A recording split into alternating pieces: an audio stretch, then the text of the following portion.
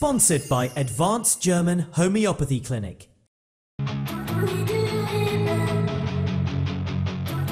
I'm Dr. Manoj Pujar, MD Homeopath, Classical Homeopath, Advanced German Homeopathy Clinic, Varicose Ulcer and Diabetic Wound Care Center.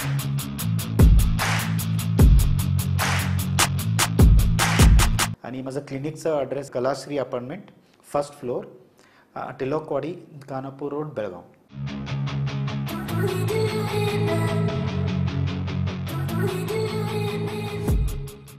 नमस्कार, मी श्वेता अंकले. Tarun Bharat news bulletin मध्ये आपल्या सर्वांचे स्वागत. आता पाहूया ठळक घडामोडी.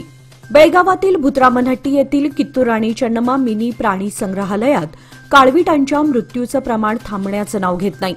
आज सोमवार दिनांक 17 रोजी आणखी एका काळविटाचा मृत्यू झाल्यानं एकूण मृतांची संख्या पोहोचली 31 वर. बेळगाव येथील प्राणी संग्रहालयात केवळ 4 दिवसात 31 काळविटांचा मृत्यू झाल्यानं वन विभागामध्ये मोठी खळबळ उडाली आहे. उरलेल्या 7 काळविटांचा जीव वाचवण्यासाठी वन विभाग प्रयत्नशील असून तज्ज्ञ डॉक्टरांच्या देखरेखीखाली उपचार सुरू आहेत. या प्रकरणी दूषित पाणी व बॅक्टेरियल इन्फेक्शनची शक्यता व्यक्त करण्यात येत आहे. राज्याचे वनमंत्री ईश्वर खंड्रे यांनी यापूर्वीच या घटनेची तात्काळ चौकशीचे आदेश दिलेत. ही गंभीर परिस्थिती लक्षात घेता यामध्ये दोषी अधिकाऱ्यांवर कारवाईची मागणी नागरिक आणि प्राणी मित्रांकडून केली जात आहे. कित्तूर चन्नम्मा मिनी प्राणी संग्रहालयातील काळविटांच्या मृत्यू प्रकरणाची गंभीर दखल घेत जिल्ह्याचे प्रभारी मंत्री सतीश जारकिहोळी यांनी आज सोमवार दिनांक 17 नोव्हेंबर रोजी वन विभागाच्या अधिकाऱ्यांसोबत बैठक घेतली. ही बैठक कुवेंपू नगर बेळगाव येथील त्यांच्या निवासस्थानी पार पडली. बैठकीस कर्नाटक प्राणी संग्रहालय प्राधिकरणाचे अध्यक्ष रंगस्वामी, डीएफओ क्रांती, एसीएफ अधिकारी तसेच अन्य वरिष्ठ अधिकारी उपस्थित होते. या बैठकीमध्ये काळविटांचा मृत्यू नेमका कशामुळे झाला, कोणत्या पातळीवर निष्काळजीपणा झाला, पुढील काय खबरदारी घेतली जात आहे यावर सविस्तर चर्चा झाली.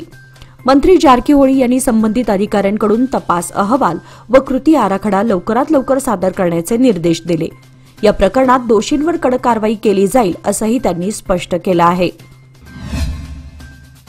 खासदार संजय राऊत हे सामाजिक आणि राजकीय क्षेत्रातून काही काळ दूर राहिल्यानंतर आज सोमवार दिनांक 17 नोव्हेंबर रोजी शिवसेनेचे हिंदू हृदय सम्राट माननीय दिवंगत बाळासाहेब ठाकरे यांच्या स्मृतिदिनी दादर, मुंबई येथील छत्रपती शिवाजी पार्कमधील स्मृतीस्थळी अभिवादनासाठी उपस्थित झाले. यावेळी बेळगावहून आलेल्या महाराष्ट्र एकीकरण समितीच्या कार्यकर्त्यांनी राऊत यांचे जोरदार स्वागत करत बेळगाव, कारवार, निपाणी, खानापूर, बिदर आणि भालकीसह संयुक्त महाराष्ट्र झालाच पाहिजे अशा घोषणांनी परिसर दुमदुमून सोडला. कार्यकर्त्यांच्या उत्साहामुळे संपूर्ण परिसरात जोशपूर्ण वातावरण निर्माण झाले होते. या प्रसंगी बेळगावातील राजू मन्नूरकर, अजित जुवेकर यांच्यासह अनेक कार्यकर्त्यांची विशेष उपस्थिती होती. या संपूर्ण घटनेमुळे संयुक्त महाराष्ट्राच्या प्रश्नाला पुन्हा एकदा ऊर्जा लाभल्याचे स्पष्टपणे जाणवले. शिवसेना प्रमुख बाळासाहेब ठाकरे यांनी आयुष्यभर सामान्य माणसाला न्याय हक्क मिळवून देण्यासाठी संघर्ष केला असं सांगतानाच महाराष्ट्राची सर्वांगीण प्रगती आणि बेळगाव, कारवार, निपाणी, बिदर, भालकीसह संयुक्त महाराष्ट्राची स्थापना हे बाळासाहेबांचे स्वप्न होते. त्यांचे हे स्वप्न 70 वर्षापासून अपूर्णच असल्याची खंत माजी महापौर मालोजीराव अष्टेकर यांनी व्यक्त केली.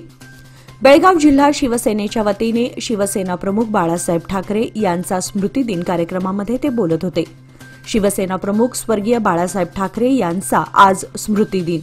महाराष्ट्राच्या या महान नेतृत्वास माझी विनम्र आदरांजली. स्वर्गीय बाळासाहेबांनी त्यांच्या नेतृत्व, कर्तृत्व, वक्तृत्वाच्या बळावर मराठी मनावर कायम अधिराज्य केलं. महाराष्ट्राची अस्मिता, मराठी माणसाचा सन्मान व सामान्य जनतेच्या न्याय हक्कांसाठी जीवनभर संघर्ष केला. महाराष्ट्राची सर्वांगीण प्रगती आणि बेळगाव, कारवार, निपाणीसह संयुक्त महाराष्ट्राची स्थापना हे बाळासाहेबांचे स्वप्न होते. स्वर्गीय बाळासाहेबांचे हे स्वप्न पूर्ण करण्याचा आपण निर्धार करूया असं अष्टेकर म्हणाले. यावेळी जिल्हाप्रमुख प्रकाश शिरोळकर, माजी महापौर सरिता पाटील, तालुका मय समिती कार्याध्यक्ष आर.एम. चौगुले, शुभम शेळके, अरविंद नगनोरी आदींनी आपले विचार व्यक्त करत बाळासाहेब ठाकरे यांना आदरांजली वाहण्यात आली. यावेळी शिवसेनेचे व महाराष्ट्र एकीकरण समितीचे नेते व कार्यकर्ते मोठ्या संख्येने उपस्थित होते. DK हेरेकर ज्वेलर्सच्या बेळगाव येथील सुवर्ण दालनाच्या पहिल्या वर्धापन दिनानिमित्त तसेच दसरा दिवाळी निमित्त आयोजित मेगा लकी ड्रॉ सोडत समारंभ मिलेनियम गार्डन येथे उत्साहात संपन्न झाला।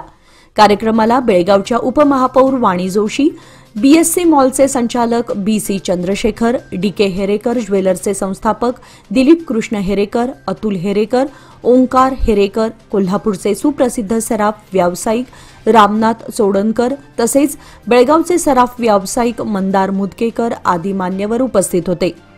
सोन्या चांदीची खरेदी करणाऱ्या सर्व ग्राहकांना विशेष कूपन्स देण्यात आले होते। या ड्रॉमध्ये 250हून अधिक आकर्षक बक्षिसांचे वितरण करण्यात आले। कार्यक्रमास उपमहापौर वाणी जोशी, BC चंद्रशेखर आणि विविध सराफ व्यावसायिकांसह अनेक मान्यवर उपस्थित होते। प्रथम क्रमांकाचे विजेते प्रज्योत ज्योतिबा गाडेकर यांना डेस्टिनी 125cc स्कूटर प्रदान करण्यात आली। तसेच इतर क्रमांकांच्या विजेत्यांना smart TV, fridge, washing machine आणि मोबाईल फोन यासारखी बक्षिसे देण्यात आली।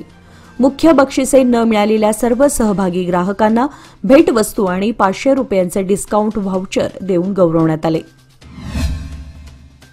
छत्रपती शिवाजी महाराज गार्डन समोरील काही पाणीपुरी व भेळपुरी टपऱ्यांमध्ये अस्वच्छ पाणी व भेसळयुक्त साहित्याचा वापर करून नागरिकांना खाद्यपदार्थ विक्री केली जात असल्याचा व्हिडिओ नुकताच सोशल मीडियावर व्हायरल झालाय। या प्रकारामुळे शहरात संतापाची लाट उसळली आहे। या पार्श्वभूमीवर हिंदू संघटनांचे कार्यकर्ते संबंधित टपऱ्यांवर जाब विचारण्यासाठी गेले असता उलट त्यांच्या विरोधातच पोलीस केसेस दाखल करण्यात आल्याचा आरोप श्रीराम सेनेने केला आहे। यामुळे संघटना आक्रमक झाली असून आज श्रीराम सेनेच्या वतीने पोलीस आयुक्त भूषण बोरसे यांना निवेदन सादर करण्यात आले। या निवेदनात छत्रपती शिवाजी महाराज उद्यान परिसरात असलेल्या भेळपुरी, पाणीपुरीच्या टपऱ्या तात्काळ हटवाव्यात अशा जोरदार मागणीचा पुनरुच्चार करण्यात आला। या ठिकाणी अस्वच्छता आणि आरोग्य धोके वाढत असल्याचेही नमूद करण्यात आले। सेनेच्या कार्यकर्त्यांनी इशारा दिला की जर प्रशासनाने तात्काळ कारवाई केली नाही तर तीव्र आंदोलन छेडण्यात येईल। स्थानिक स्वराज्य संस्थांच्या निवडणुकीचे वारे वाहणार असून मतदान प्रक्रिया कामकाज सुरुवात झाली आहे। प्रत्येक नागरिकाने या प्रक्रियेत सहभागी व्हावे यासाठी शहरातील इस्लामीय शाळा व महाविद्यालय विद्यार्थी जनजागृती रॅली काढण्यात आली। यावेळी मतदानाचे महत्त्व नागरिकांना पटवून देत जोरदार घोषणाबाजी देण्यात आल्या। प्रत्येक नागरिकाने या प्रक्रियेत सहभागी व्हावे यासाठी शहरातील शाळा विद्यार्थी जनजागृती करत असून मतदानाचे महत्त्व नागरिकांना पटवून देत आहेत। आपल्या देशातील लोकशाही संपूर्ण जगामध्ये भक्कम आणि यशस्वी असल्याचं भारत निवडणूक आयोगानं सर्व जगाला दाखवून दिलेलं आहे। देशाच्या हितासाठी व विकासासाठी मतदान करणं आवश्यक आहे। मतदार हा राजा आहे।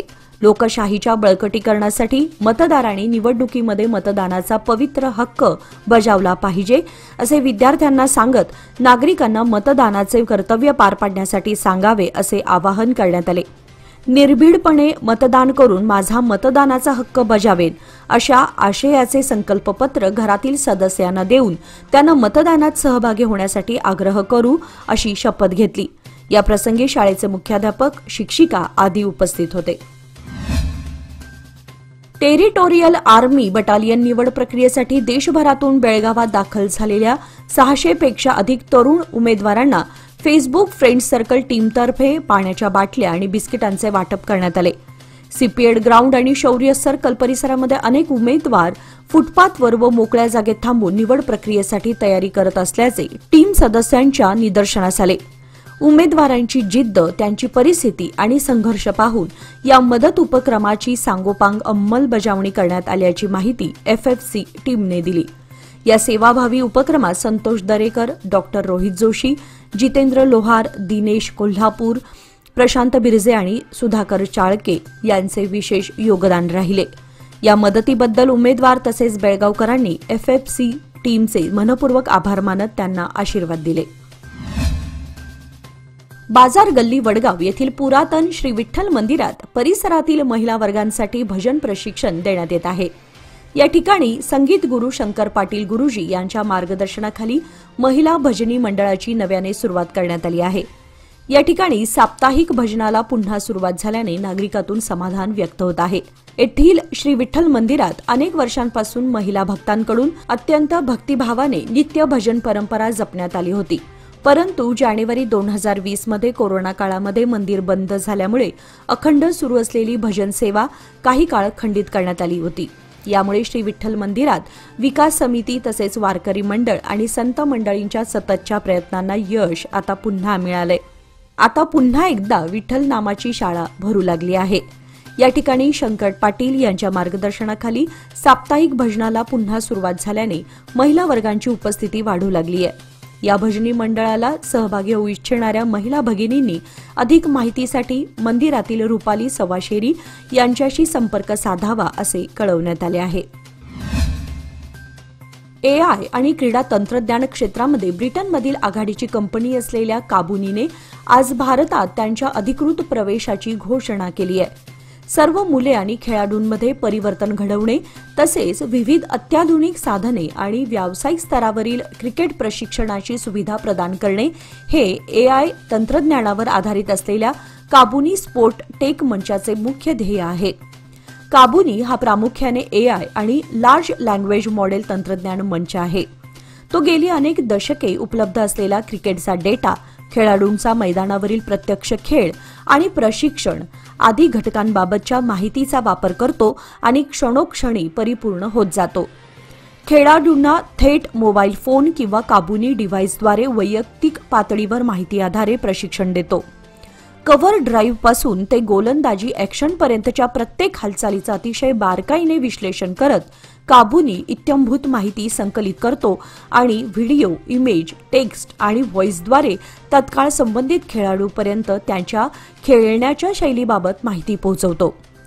भारतीय क्रिकेट जगतात दादा नावाने परिचित असलेला भारताचा लोकप्रिय माजी कर्णधार तसेच काबुनीसाठी जागतिक पातळीवर ब्रँड अँबॅसेडर असलेले सौरव गांगुली यांच्या हस्ते याचा शुभारंभ करण्यात आला.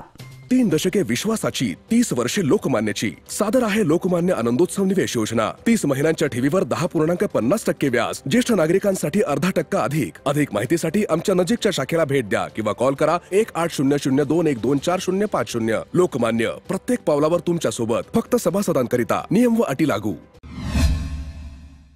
कर्नाटक राज्य जनता दल पक्षाच्या राज्य कार्यकारिणीची नुकतीच घोषणा करण्यात आली असून माजी मुख्यमंत्री तथा केंद्रीय मंत्री HD कुमारस्वामी यांच्या अध्यक्षतेखाली ही निवड करण्यात आली. या कार्यकारिणीत बेळगाव तालुक्यातील ज्येष्ठ निष्ठावान कार्यकर्ते अशोक पाटील यांची नियुक्ती करण्यात आली आहे. गेल्या 40 वर्षांपासून पक्षाशी निष्ठेने काम करणाऱ्या अशोक पाटील यांच्यावर राज्यस्तरीय जबाबदारी सोपवण्यात आल्याने तालुक्यातील कार्यकर्त्यांमध्ये उत्साहाचं वातावरण आहे. त्यांच्या नियुक्तीच्या निमित्ताने बिजगर्णी येथील मित्रमंडळ आणि सोनोली ग्रामस्थ यांच्या वतीने त्यांचा शाल, श्रीफळ आणि पुष्पगुच्छ देऊन सन्मान करण्यात आला. यावेळी बोलताना अशोक पाटील म्हणाले की येणाऱ्या 15 दिवसात बेंगळूरमध्ये पक्षाची महत्वाची बैठक आयोजित करण्यात येणार असून बेळगाव तालुक्यात पक्षाच्या संघटनेच्या बळकटीकरणासाठी विशेष योजना आखण्यात येईल. तसेच स्थानिक स्वराज्य संस्था निवडणुकांमध्ये बेळगाव तालुक्यासह जिल्ह्यातून जास्तीत जास्त जेडीएसचे उमेदवार उभे करण्यासाठी पक्षश्रेष्ठींना मागणी केली जाणार असल्याची माहिती त्यांनी दिली. या सत्कार समारंभावेळी रमेश जाधव, गजानन कोळी, परशुराम कांबळे, रामलिंग पाटील, परसराम पाटील यांच्यासह अनेक कार्यकर्ते, ग्रामस्थ व पदाधिकारी मोठ्या संख्येने उपस्थित होते. या कार्यक्रमाने ग्रामपातळीवर एकजूट आणि पक्षाच्या विस्ताराची नवी ऊर्जा मिळाल्याचे चित्र दिसून आले. जिल्हाधिकारी कार्यालयाच्या आवारात सुरू असलेल्या विकास कामांना आता गती मिळणार असून कंपाऊंड वॉल बांधकामाचे काम उद्या मंगळवारपासून सुरू करण्यात येणार आहे. आज या कामाचा मेजरमेंट पूर्ण करण्यात आला. या बांधकामाच्या माध्यमातून कार्यालयाच्या सुरक्षिततेसह सौंदर्यातही भर पडणार आहे. टप्प्याटप्प्याने इतर कामे देखील सुरू असून संपूर्ण इमारतीला ऐतिहासिक लुक देण्यासाठी खास दगडी फरशी बसवण्यात आली आहे. हे काम सध्या अंतिम टप्प्यात पोहोचले आहे. प्रशासनाच्या वतीने या कामांसाठी विशेष नियोजन करण्यात आले असून लवकरच संपूर्ण जिल्हाधिकारी कार्यालय परिसर अधिक सुशोभित आणि कार्यक्षम स्वरूपात नागरिकांसमोर उभा राहणार आहे. शहरातील भटक्या श्वानांमध्ये सध्या विविध प्रकारचे त्वचा रोग दिसून येत आहेत. अनेक श्वानांना त्वचा खाजवल्याने जखमा झाल्या आहेत. यामुळे श्वान हिंसक होऊन अंगावर धावून जात असल्याचं दिसत आहे. अनेक श्वान मरणासन्न अवस्थेत दिसून येत आहेत. दरवर्षीच्या पावसाळ्यात भटक्या श्वानांमध्ये त्वचेचे आजार दिसून येत असल्याचं पशुविज्ञान तज्ज्ञ सांगतात. शहरातील जिल्हाधिकारी कार्यालय, मुख्य रस्त्यासमोरील फुटपाथवर भटक्या श्वानांच्या अंगावरील पूर्ण केस गळालेले दिसून आले. त्वचा घासून किंवा खाजवून लालसर काळी पडणे, त्वचेतून रक्त निघणे, शरीरावर जखमा होणे आदी लक्षणे श्वानांमध्ये दिसून येत आहेत. या अवस्थेतील श्वानांवर इतर श्वानांकडून हल्ले होत असल्याने आक्रमक श्वानांची दहशत वाढली आहे. भटक्या श्वानांसाठी ही बाब कठीण असल्यानं संसर्ग वाढण्याचा धोका असून यावर उपचार होणं गरजेचं आहे. तिकोटा तालुक्यातील कोट्याळ गावामध्ये उसाच्या शेतामध्ये लपवून ठेवलेला सुमारे 15 किलो 100 ग्रॅम हशीस गांजा अंमली पदार्थ विभागाने जप्त केला असून चंद्रशेखर शिवप्पा पाटील या शेतकऱ्याला अटक करण्यात आली आहे. या गाजलेल्या कारवाईमध्ये सुमारे 6,40,000 रुपये किमतीचा गांजा हस्तगत करण्यात आलाय. आरोपीने ऊस पिकामध्ये गांजाची शेती लपवून केली होती. गुप्त माहितीच्या आधारे बेळगाव विभागाचे अप्पर आयुक्त, संयुक्त उपायुक्त, विजयपूरचे अंमली पदार्थ उपायुक्त व पोलीस उप अधीक्षक यांच्या मार्गदर्शनाखाली ही कारवाई करण्यात आली. ही धाडसी कारवाई अंमली पदार्थ निरीक्षक महादेव पुजारी यांच्या नेतृत्वाखाली करण्यात आली. आरोपी विरुद्ध गुन्हा दाखल करण्यात आला असून पुढील तपास सुरू आहे. शनिवार दिनांक 15 रोजी रात्री बेळगावातील कपिलेश्वर उड्डाणपुलावर दुचाकी आणि 4 चाकी वाहनांमध्ये जोरदार धडक होऊन अपघात झाला. या अपघातात चव्हाट गल्लीतील प्रज्वल जाधव आणि नवी गल्ली शहापूर येथील एक युवक गंभीर जखमी झाला आहे. धडकेनंतर दोघांनाही तात्काळ उपचारासाठी रुग्णालयात दाखल करण्यात आलं असून त्यांची प्रकृती स्थिर असल्याची माहिती मिळत आहे. सरदार वल्लभभाई पटेल यांच्या 150व्या जयंतीनिमित्त केंद्र सरकारच्या आवाहनानुसार बुधवारी एकता पदयात्रा काढण्यात येणार आहे. शिवसृष्टी ते धर्मवीर संभाजी महाराज चौकापर्यंत ही पदयात्रा निघणार आहे, अशी माहिती खासदार जगदीश शेट्टर यांनी पत्रकार परिषदेत दिली. खासदार शेट्टर म्हणाले की सरदार वल्लभभाई पटेल यांच्या जयंतीनिमित्त दिनांक 19 रोजी सकाळी 6:30 वाजता शिवाजी उद्यान परिसरातील शिवसृष्टी येथून कपिलेश्वर उड्डाणपूल मार्गे धर्मवीर संभाजी चौकापर्यंत एकता पदयात्रा निघणार आहे. यावेळी महापौर मंगेश पवार, उपमहापौर वाणी जोशी यांच्या उपस्थितीत एकता पदयात्रेच्या पोस्टरचे अनावरण करण्यात आले. बांगलादेशच्या माजी पंतप्रधान शेख हसीना यांना एका आंदोलन प्रकरणात दोषी ठरवत फाशीची शिक्षा सुनावण्यात आली आहे. बांगलादेशच्या आंतरराष्ट्रीय गुन्हे न्यायाधिकरण कोर्टाने ही फाशीची शिक्षा सुनावली. सन 2024 साली बांगलादेशमध्ये झालेल्या हिंसक आंदोलन प्रकरणी त्यांच्यावर खटला सुरू होता. त्यात आज न्यायालयाने महत्त्वपूर्ण निकाल दिला. 2024च्या या आंदोलनानंतर शेख हसीना यांना देश सोडावा लागला होता. या हिंसक आंदोलनामध्ये हत्या आणि मानवतेविरुद्धच्या गुन्ह्यांचे आरोप माजी पंतप्रधान शेख हसीना यांच्यावर ठेवण्यात आले होते. मात्र शेख हसीना यांच्याकडून हे आरोप स्पष्टपणे फेटाळून लावण्यात आले आहेत. दरम्यान या हिंसाचाराच्या घटनेनंतर उफाळलेल्या हिंसाचारानंतर बांगलादेशात मोहम्मद युनूस यांचं सरकार स्थापन झालं होतं. बांगलादेशमध्ये सरकारविरुद्ध उफाळलेल्या जनक्षोभावेळी करण्यात आलेल्या गोळीबाराच्या घटनेवरून शेख हसीना यांच्यावर मानवतेविरुद्धचा खटला दाखल करण्यात आला होता. सन 2024च्या जुलै महिन्यात सरकारविरोधात मोठं आंदोलन उभारण्यात आलं होतं. 2 महिने चाललेल्या या आंदोलनादरम्यान 1400 नागरिकांची हत्या झाली, तर जवळपास 25,000 जखमी झाले होते, अशी माहिती मुख्य अभियोक्ता ताजुल इस्लाम यांनी न्यायालयात सुनावणीवेळी दिली. या खटल्यामध्ये त्यांना दोषी ठरवत बांगलादेशमधील ICT न्यायालयाने शेख हसीना यांना फाशीची शिक्षा सुनावली आहे. शेख हसीना सध्या भारतात राहत असून त्यांच्या अनुपस्थितीतच त्यांच्याविरुद्ध हा खटला चालवण्यात आला. हिंदू हृदय सम्राट बाळासाहेब ठाकरे यांच्या स्मृतिदिनाचे औचित्य साधून शिवसेना युवा सेनेच्या वतीने समाजोपयोगी उपक्रम म्हणून रक्तदान शिबिराचे आयोजन रविवारी करण्यात आले. ही सलग 4थ्या वर्षी आयोजित करण्यात आलेली मोहीम असून यामध्ये 36हून अधिक रक्तदात्यांनी सहभाग घेऊन रक्तदान केले. शहापूर येथील महात्मा फुले रोडवरील दत्त मंदिर परिसरात हे शिबिर पार पडले. केएलई ब्लड बँकेच्या माध्यमातून रक्त संकलन करण्यात आले. यावेळी उपस्थित डॉक्टरांनी रक्तदानाविषयीच्या गैरसमजांवर प्रकाश टाकत जनजागृती केली. कार्यक्रमाला युवा सेनेचे विनायक हुलजी, मल्हारी पावशे, वैभव कामत, सोमनाथ सावंत, महेश मजूकर, गौरांग गेंजी, श्वेत तावणशेट्टी, अद्वैत चव्हाण पाटील, विघ्नेश बडसकर, ओंकार बैलूरकर, उमेश गावडे, सक्षम कंगराळकर, प्रणव बेळगावकर आदी कार्यकर्ते व रक्तदाते मोठ्या संख्येने उपस्थित होते. युवा सेनेतर्फे भविष्यातही असे सामाजिक उपक्रम राबवले जातील अशी माहिती संयोजकांनी दिली. गोकाक तालुक्यातील सावळगी गावाजवळून वाहणाऱ्या घटप्रभा नदीमध्ये सोमवारी एक प्रचंड मोठी मगर दिसल्याने परिसरात भीतीचं वातावरण पसरलं आहे. मासेमारीसाठी गेलेल्या काही स्थानिकांनी पाण्यात पोहत असलेली मगर पाहताच तिथून पळ काढला. ही घटना मोबाईलमध्ये कैद करण्यात आली असून ती सध्या गावामध्ये चर्चेचा विषय ठरली आहे. गावकर यांच्या मते मागील काही दिवसांपासून नदीमध्ये वारंवार मगरीचं दर्शन घडत आहे, मात्र अद्याप कोणतीही ठोस कारवाई करण्यात आलेली नाही. स्थानिक प्रशासन व वन विभागाने या घटनेची तात्काळ दखल घ्यावी अशी मागणी ग्रामस्थांकडून होत आहे. याचबरोबर आजचे बातमीपत्र इथे संपले. अधिक माहिती आणि ताज्या घडामोडींसाठी पाहत रहा तरुण भारत न्यूज चॅनल. तसेच आमच्या चॅनलला लाईक, शेअर आणि सबस्क्राईब करायला विसरू नका. आणि विश्वासार्ह बातम्यांसाठी दररोज वाचा दैनिक तरुण भारत. धन्यवाद.